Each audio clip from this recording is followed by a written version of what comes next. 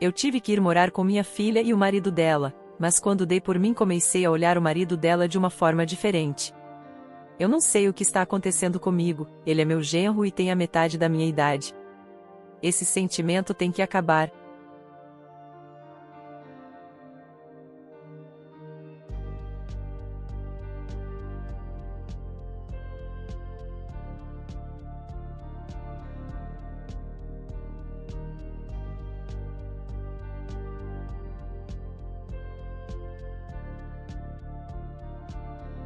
Meu nome é Helena, tenho 60 anos e moro na zona norte do Rio de Janeiro desde que nasci. Fui casada por quase 40 anos com Otávio, um homem trabalhador, pai da minha única filha, Beatriz. Depois que ele faleceu, acabei sem muitas opções além de me mudar para a casa de Beatriz, que insistiu bastante para que eu fosse morar com ela e com seu marido, Caio, um rapaz de 30 anos.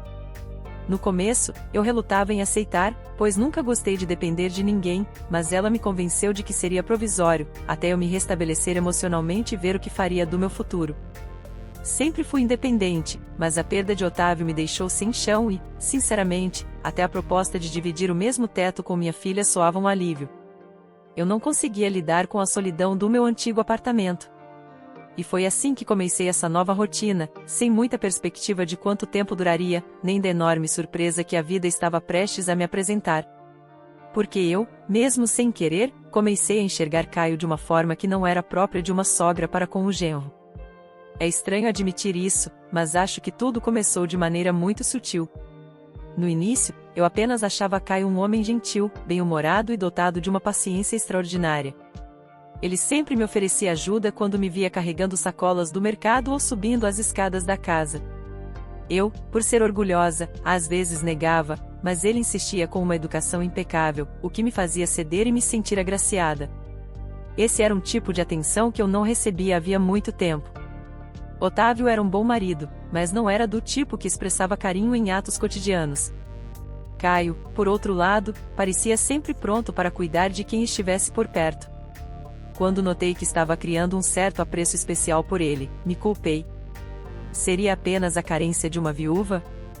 Porém, com o passar dos dias, percebi que meus pensamentos iam além de uma simples carência. Eu me pegava buscando conversas com ele, querendo ouvir sua voz, suas histórias de trabalho, suas opiniões sobre política, futebol ou qualquer assunto. Precisava estar próxima, ainda que com a consciência pesada. E essa consciência pesava, mas eu não conseguia frear o que brotava aqui dentro. Minha filha, Beatriz, sempre foi dedicada e preocupada comigo, especialmente depois da morte do pai. Ela trabalha como professora de literatura numa escola particular e passa boa parte do dia fora, enquanto Caio, que é consultor de tecnologia, muitas vezes faz seus projetos de casa, alternando com visitas a clientes ou reuniões em escritórios. Isso fazia com que ele e eu ficássemos bastante tempo sob o mesmo teto. Sem que eu percebesse, criei uma rotina na qual eu tentava esbarrar nele pela casa só para puxar um papo. Preparava um café de tarde e o chamava, perguntando se ele queria uma xícara. Ele, sem nunca recusar, vinha até a cozinha e batíamos longos papos. Eu escutava cada palavra com atenção e um sentimento doce me tomava, embora eu tentasse fingir que era apenas admiração inocente. Nós falávamos de filmes antigos, músicas que eu ouvia na juventude e que ele dizia amar, pois Caio sempre teve um gosto eclético. Descobri que, aos 20 anos, ele tocou violão numa banda de MPB e rock, o que me deixou encantada, pois sempre admirei quem domina instrumentos musicais. Cada dia eu descobri algo novo sobre ele, e cada descoberta me aproximava ainda mais desse território perigoso do desejo. Confesso que senti vergonha quando percebi que, enquanto Beatriz descansava ou dormia, eu passava noites em claro, olhando para o teto e revivendo os diálogos que tivera com Caio. Eu me perguntava, como pude chegar a esse ponto? Queria esvaziar minha mente, mas era impossível. Às vezes, pegava o celular para ler notícias, mas logo lembrava que Caio tinha me mandado um link interessante sobre algum assunto e me via tentando ver se ele estava online. Não me orgulhava disso, mas também não conseguia parar. Era um conflito de emoções, algo que eu não estava preparada para enfrentar aos 60 anos. Sempre achei que a vida amorosa se resolveria com o tempo e, depois da morte de Otávio, não planejava mais nada nesse sentido. Mas o coração, insubordinado, resolveu reagir de forma irracional. Tentei rezar, Tentei focar em outras atividades, como pequenos trabalhos de costura para vizinhas, mas de nada adiantou. Quando Caio aparecia, era como se a casa inteira se iluminasse. E eu ficava atordoada, assustada, porém, acima de tudo, encantada com a possibilidade de me sentir viva novamente. Era um anseio de algo proibido, uma pontada de culpa e, ao mesmo tempo, uma pulsação de vida que eu não sentia havia muitos anos. Num sábado à noite, Beatriz propôs que fossemos todos ao teatro ver uma peça local.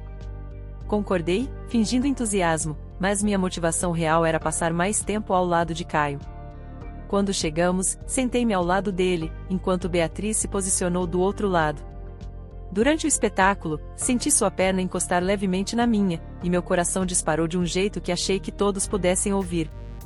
Na volta, no carro, conversamos sobre a peça, e Caio fez um comentário elogioso sobre minha sensibilidade artística. Fiquei tão lisonjeada que, sem perceber, deixei escapar um sorriso que durou mais do que o normal. Beatriz percebeu e perguntou se eu estava me sentindo bem. Respondi com uma desculpa qualquer sobre estar feliz por sair de casa. Porém, nessa hora, senti um olhar desconfiado da minha filha. Foi a primeira vez que notei que ela poderia estar percebendo algo estranho. Disfarcei imediatamente, mas aquele instante me abalou. Passei o restante do trajeto em silêncio, refletindo se eu estava me expondo demais e temendo o julgamento de todos, inclusive o meu próprio, pois eu sabia que aquilo era errado aos olhos do mundo. Mas eu não conseguia recuar. Os dias seguintes foram cheios de tensão interna. Beatriz seguia sua rotina, mas eu percebia que ela me observava mais. Talvez fosse só minha imaginação, mas cada gesto meu perto de Caio era acompanhado de perto por um olhar curioso dela. Tentei manter a discrição, mas eu me sentia como se tivesse uma placa luminosa na testa, denunciando meus sentimentos. Caio, por sua vez, continuava sendo gentil, só que agora eu enxergava uma distância cautelosa em seus atos. Ele sempre sorria, perguntava se eu precisava de algo, mas não prolongava mais as conversas tanto quanto antes. Parecia que ele estava começando a suspeitar do meu interesse. Um dia, resolvi que precisava de um tempo fora de casa para clarear a cabeça. Fui até a praia de Copacabana, sentei-me perto das pedras e fiquei olhando o mar, tentando recobrar a razão. Pensei em me mudar, em arrumar um novo lugar para viver, mas não tinha condições financeiras para isso. Também não queria romper com Beatriz. Ela era minha única filha, meu amparo, e eu já havia sofrido muito com a perda do meu marido. Mas, cada vez que pensava em Caio, era impossível negar que eu sentia algo forte, arrebatador e proibido. Naquele mesmo dia, voltei para casa determinada a não deixar o coração falar mais alto. Preparei um jantar simples, fiz questão de deixar a comida pronta e me recolher cedo ao meu quarto, antes que Caio voltasse de um compromisso de trabalho. Queria evitar contato para ver se essa chama apagava aos poucos. Mas, enquanto eu lia um livro para tentar distrair a mente, escutei a voz dele do lado de fora, comentando algo com Beatriz. Senti um aperto no peito e uma vontade de abrir a porta apenas para ver seu rosto. Tive que me conter. Apaguei a luz e permaneci em silêncio, torcendo para que o sono chegasse logo. Porém, durante a madrugada, acordei com sede e fui à cozinha. Lá estava Caio, sem camisa, mexendo no filtro d'água. Quando me viu, arregalou os olhos e deu um sorriso contido. Fiquei paralisada, sem saber como reagir. Ele me cumprimentou e perguntou se eu estava bem. Eu respondi que sim, e então saí praticamente correndo de lá, o coração prestes a sair pela boca. A cada passo que eu dava em direção ao meu quarto, a culpa aumentava, pois, no fundo, eu queria ter ficado para conversar. Eu estava completamente fora de controle. Na manhã seguinte, Beatriz saiu cedo para um curso de extensão. Fiquei sozinha com Caio e, para minha surpresa, foi ele quem puxou o assunto. Dona Helena, a senhora tem percebido algo diferente aqui em casa? A pergunta me pegou de surpresa. Tentei disfarçar, fingir que não entendia. Ele insistiu, você parece mais quieta, mais distante. Beatriz também parece desconfiada. Aconteceu algo que eu deva saber? Minha voz tremeu ao responder que estava apenas cansada, talvez ainda abalada pela morte de Otávio. Ele me olhou com uma expressão de leve incredulidade, mas não insistiu. Senti que, por trás daquela conversa, havia um subtexto que ambos fingíamos não ver. Eu queria fugir, mas não podia simplesmente sumir. Então, me mantive firme, fingindo tranquilidade. Mas notei que ele estava me analisando, como se tentasse decifrar meu comportamento. Isso me deixou ainda mais desconcertada. Resolvi voltar ao meu quarto, alegando enxaqueca, deixando-o lá, pensativo. Trancada entre 4 paredes, passei horas refletindo sobre como lidar com esse sentimento. Cada vez mais, parecia inevitável que Caio soubesse o que se passava comigo. E, se ele descobrisse, como reagiria? Como ficaria Beatriz nessa história toda? A solução que encontrei foi arrumar uma desculpa para passar alguns dias fora. Lembrei-me de uma amiga de longa data, Sandra, que mora em Niterói. Liguei para ela e perguntei se poderia ficar uns dias em sua casa. Ela, sem pestanejar, disse que sim. Não entrei em detalhes, apenas falei que estava precisando respirar outros ares. Avisei Beatriz de que passaria aquele fim de semana em Niterói, e ela achou estranho, porém não se opôs. Eu sabia que, ficando longe, poderia refletir melhor. Então, na sexta-feira à tarde, arrumei uma mala pequena e segui rumo à casa de Sandra. Durante a travessia da Baía de Guanabara, observei a paisagem e tentei me convencer de que tudo não passava de uma ilusão. Talvez eu estivesse apenas carente projetando em Caio uma figura idealizada. Precisava voltar ao eixo e colocar a razão acima do coração. Em Niterói, tentei distrair minha cabeça com conversas aleatórias, passeios e filmes. Mas, no fundo, meu pensamento estava preso em cada detalhe da rotina que eu deixara para trás. Em como Caio reagiria à minha ausência. Em se Beatriz notaria algo mais suspeito ainda. Eu me odiava por viver esse dilema. Mas não conseguia fugir dele. Quando retornei, na segunda-feira, senti o clima diferente em casa. Beatriz me recebeu com um abraço, mas logo notei uma tensão no ar. Caio estava mais calado, respondendo apenas o essencial. Tentei decifrar o que havia acontecido no meu período de ausência, mas não obtive nada direto. À noite, quando minha filha foi dormir, Caio e eu ficamos na sala. Ele estava vendo televisão, e eu cheguei devagarinho, perguntando se poderia me juntar a ele. Ele concordou, mas continuou com os olhos fixos na tela. Então, tomei coragem. Caio, aconteceu alguma coisa enquanto eu estive fora?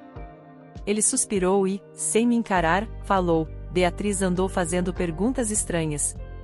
Quis saber se eu notava algo de diferente na senhora, como se estivesse desconfiada de alguma coisa. Meu coração disparou, mas tentei manter a compostura. Pergunta sobre o que, exatamente? Ele desligou a TV e me olhou firme. Ela acha que você está distante, secreta, talvez com algum problema pessoal que não quer revelar. Fiz que não com a cabeça, tentei dar uma desculpa sobre luto, mas não me pareceu convincente nem para mim mesma. E o silêncio que se seguiu foi sufocante, como se ambos tentássemos esconder uma verdade evidente. Um dia depois, ao voltarmos do mercado, Beatriz me chamou para uma conversa no quarto dela. Fechou a porta e foi direta: Mãe, estou preocupada. Você nunca agiu dessa forma. Não se abre comigo, vive trancada no quarto, e percebi que evita o Caio. O que está acontecendo? Balancei a cabeça, procurando palavras que não denunciassem a verdade. É saudade do seu pai? Não tenho me sentido bem nos últimos meses. Ela inclinou a cabeça e disse: Não me engana, mãe. Já te vi lidando com o luto. Isso é outra coisa. Meu coração acelerou, mas tentei manter a pose. Beatriz, eu agradeço sua preocupação, mas não existe nada além disso. Talvez eu só precise de tempo. Ela suspirou, visivelmente insatisfeita com a resposta. Tudo bem, mãe, se não quer falar agora, não vou forçar. Mas se precisar, estou aqui, tá? Assenti, sentindo-me a pior das pessoas por mentir e esconder algo tão grave. Eu não queria perder a confiança de Beatriz, mas não via alternativa. Confessar algo assim seria destruir tudo. Eu precisava decidir se continuaria naquela casa ou se encontraria uma forma de sumir. Porém, a parte covarde em mim ainda queria ficar e aproveitar cada segundo perto de Caio. Na semana seguinte, aconteceu algo que eu não esperava. Eu estava sozinha na cozinha, lavando louça, quando Caio entrou apressado, com o celular na mão. Ele parecia nervoso. Helena, precisamos conversar agora, sem rodeios. Meu estômago deu um nó. Ele me encarou, com uma expressão séria. Não quero ser grosseiro, mas sinto que a senhora está nutrindo algo por mim. Percebi seus olhares, suas reações, e isso me incomoda. Fiquei em choque, incapaz de responder. Ele prosseguiu: eu respeito a senhora, respeito a Beatriz, e não quero problemas. Se for verdade, sugiro que afaste essa ideia da cabeça.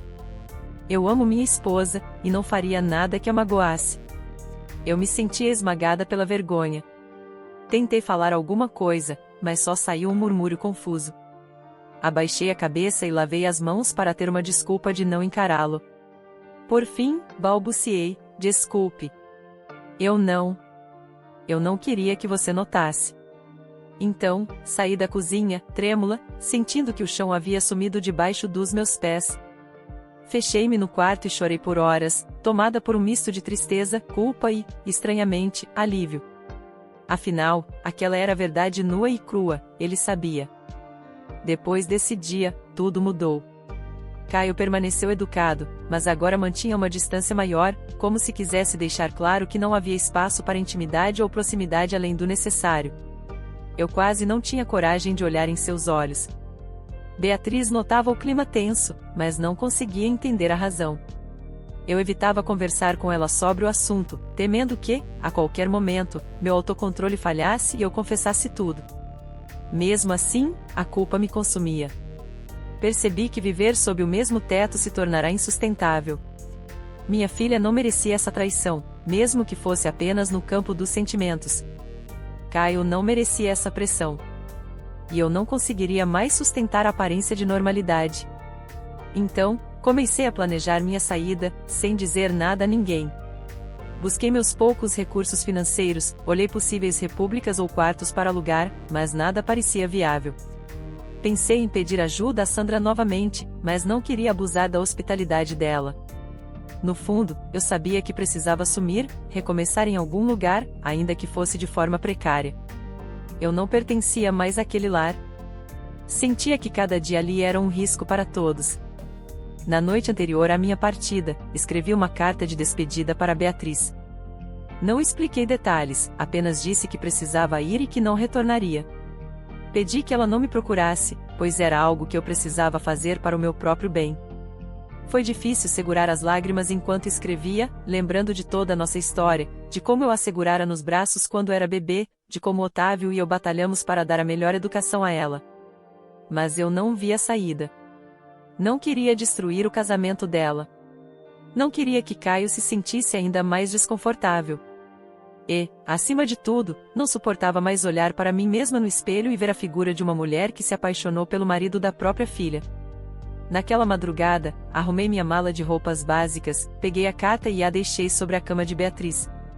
Esperei o relógio marcar 4 da manhã, quando imaginei que ambos estariam em sono profundo. Então, saí em silêncio, fechando a porta de mansinho e contendo o choro, partindo para sempre, sem olhar para trás. Senti uma pontada no coração, mas segui firme, pois não havia outra escolha que me parecesse menos dolorosa. Caminhei pela rua deserta, puxando minha mala com rodinhas, ouvindo apenas o barulho das poucas motocicletas que passavam rumo à madrugada. Peguei um táxi na avenida principal e pedi para o motorista me levar à rodoviária. Minha ideia inicial era comprar uma passagem para qualquer lugar fora do estado, mas, ao chegar, decidi ir para São Paulo, onde eu sabia que seria mais fácil me misturar à multidão. Durante a viagem, dormi muito pouco. Fiquei olhando as luzes da estrada e relembrando cada detalhe do que tinha vivido na casa da minha filha. Apesar de toda a culpa, não nego que me apeguei ao que senti, pois foi a primeira vez em anos que meu coração bateu mais forte. Mas, agora, essa lembrança me pesava como um fardo, pois eu tinha abandonado minha família e não via perspectiva de retorno. Nem sabia como me manteria em São Paulo, mas precisava tentar. Assim que cheguei, procurei uma pensão barata, na região central, e paguei algumas diárias adiantadas. Meu dinheiro não era muito, então precisei pensar rápido em como conseguiria trabalho. Eu sabia costurar, podia tentar algo nessa área, ou como cozinheira, arrumadeira, qualquer coisa que me permitisse sobreviver. Nos primeiros dias, meu celular não parou de tocar. Era Beatriz, desesperada, tentando descobrir onde eu estava. Eu não atendi nenhuma chamada. A cada toque, meu coração sofria. Queria ouvir a voz dela, mas não podia ceder. Eu havia escolhido esse caminho e precisava ser firme. Mandei uma única mensagem de texto, dizendo que estava bem, mas que não voltaria. Ela respondeu com um texto enorme, dizendo que me amava, me implorando para conversar, pedindo explicações. Não respondi. Precisava cortar o laço para que ela seguisse em frente sem mim. Logo, as ligações foram diminuindo, e eu só rezava para que ela conseguisse superar minha ausência. Imaginava a dor que eu estava causando, mas não via outra saída. Meu foco passou a ser apenas sobreviver na cidade grande, buscar um teto definitivo e um trabalho que pagasse meu sustento. Cada dia era uma luta.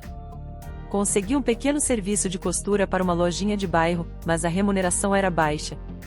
Mesmo assim, fui persistindo, buscando anúncios e perguntando aqui e ali.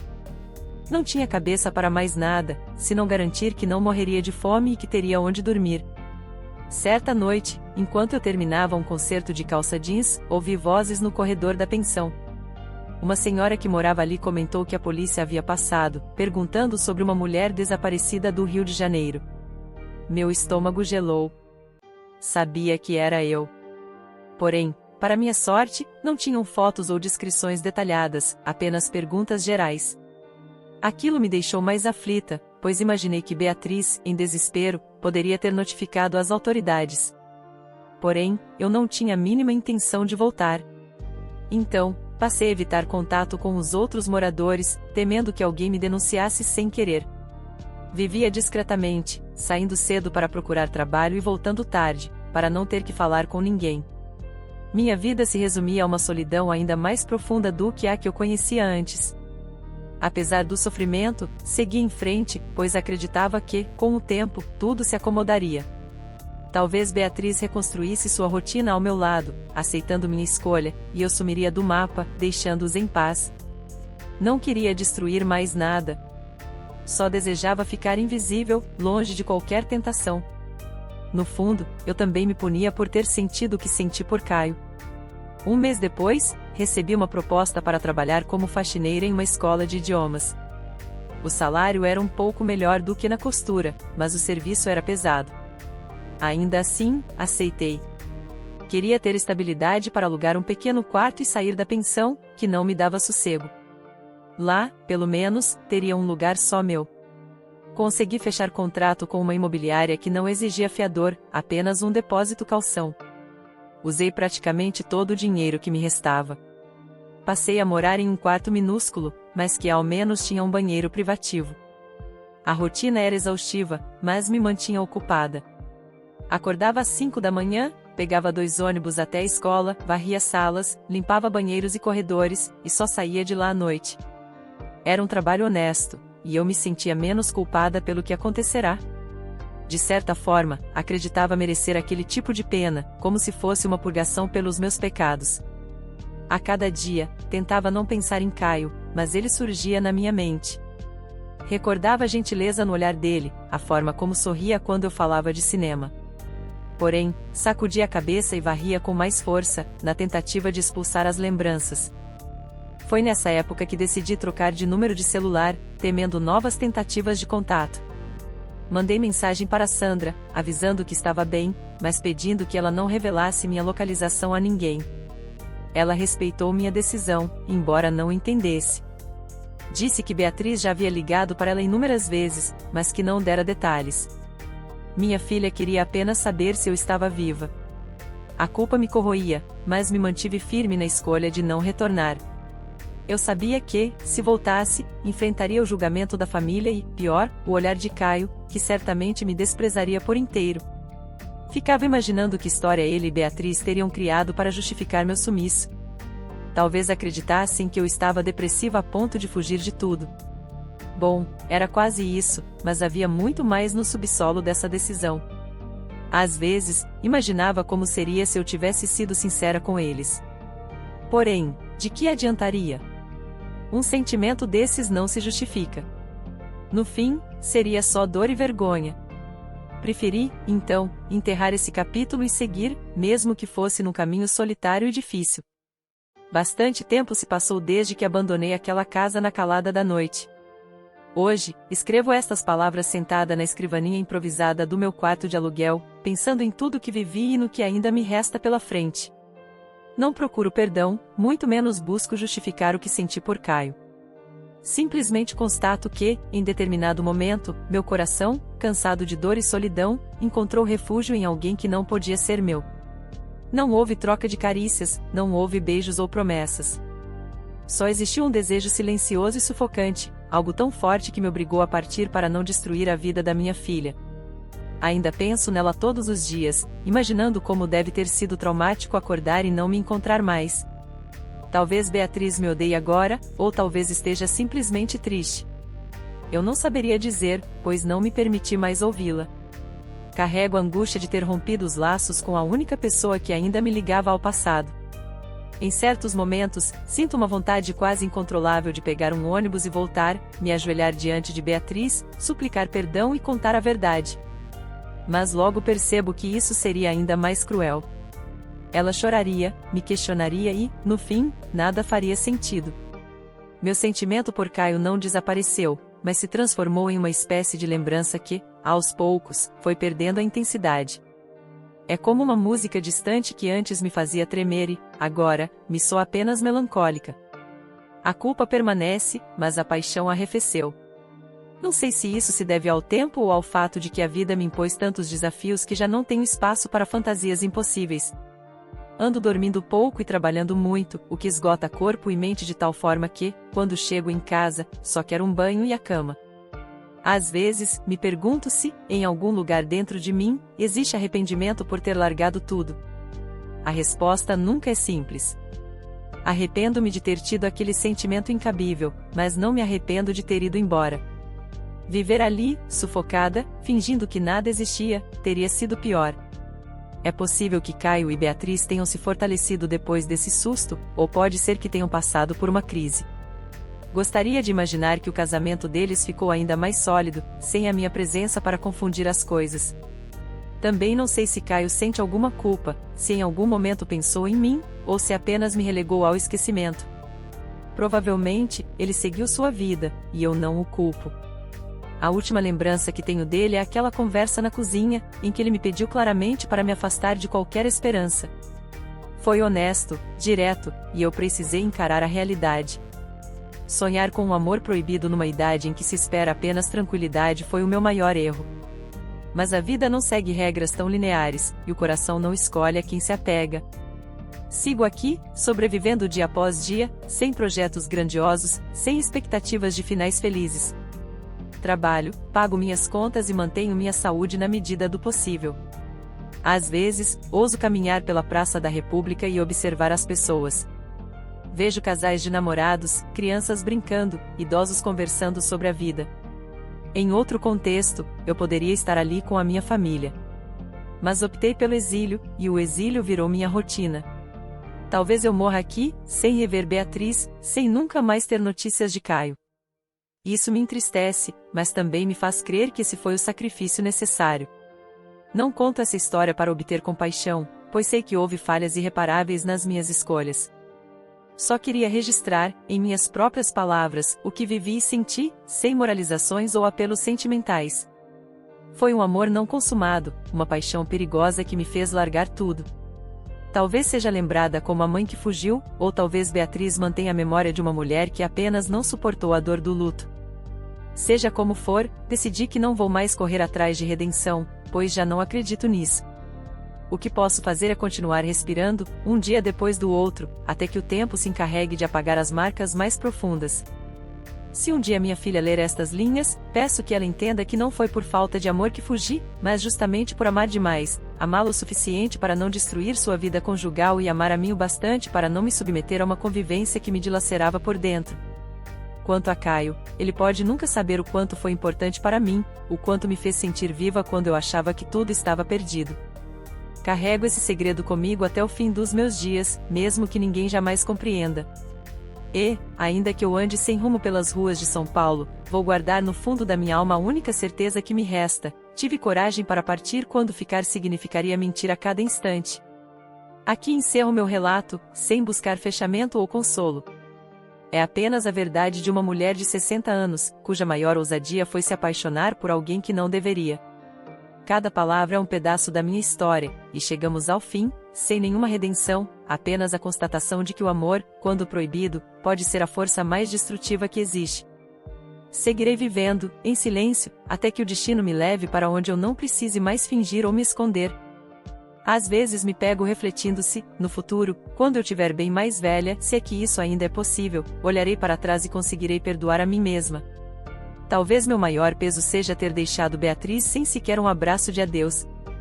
Sei que ela deve ter sofrido, tentando entender por que a mãe se foi sem lhe dar nenhuma satisfação convincente. Mas a verdade é que eu não queria enfrentar aqueles olhos indagadores e decepcionados. Optei pela fuga, que, ao menos, me poupou de proferir palavras que seriam ainda mais difíceis de serem perdoadas. Preferi o vazio de uma despedida silenciosa a uma confissão que seria um golpe fatal para a confiança entre mãe e filha. Não espero reencontros. Se isso acontecer, será obra do acaso, e não tenho certeza de como reagiria.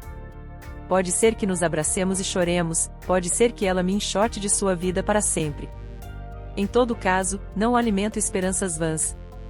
Reaprendi a seguir sozinha, olhando cada nascer do sol como um lembrete de que estou, sim, vivendo uma rotina diferente, mas ainda assim respirando. Trabalharei até quando meu corpo aguentar, pagarei meu aluguel, comprarei minha comida e assim seguirei. Não tenho amigos próximos, não frequento rodas de conversa, mas tento não reclamar do meu destino. Talvez, num canto distante do meu peito, ainda haja um resquício de amor latente, aquele que me movimentou a sair de um lugar onde eu causaria estragos. Mas esse resquício é apenas uma faísca isolada, incapaz de incendiar novamente o que quer que seja. Sinto-me, por vezes, como uma sombra que vagueia pela cidade, sem muita perspectiva. É nessa sombra que me escondo, e é nessa sombra que encontro o relativo sossego para continuar. Eu encerro aqui cada lembrança, cada lágrima, cada desejo que marcou meu passado recente. Fecho este caderno e deixo registrado que estas são minhas últimas palavras sobre essa história, cujo capítulo final foi escrito no momento em que fechei aquela porta na madrugada e decidi nunca mais voltar. Gostou da história de hoje? Então ajude o canal apenas compartilhando esta história com 2 amigos, pois isso nos ajudará demais. Comente a sua opinião, e se inscreva no canal, para receber nossas belas histórias. Ative também o sininho das notificações.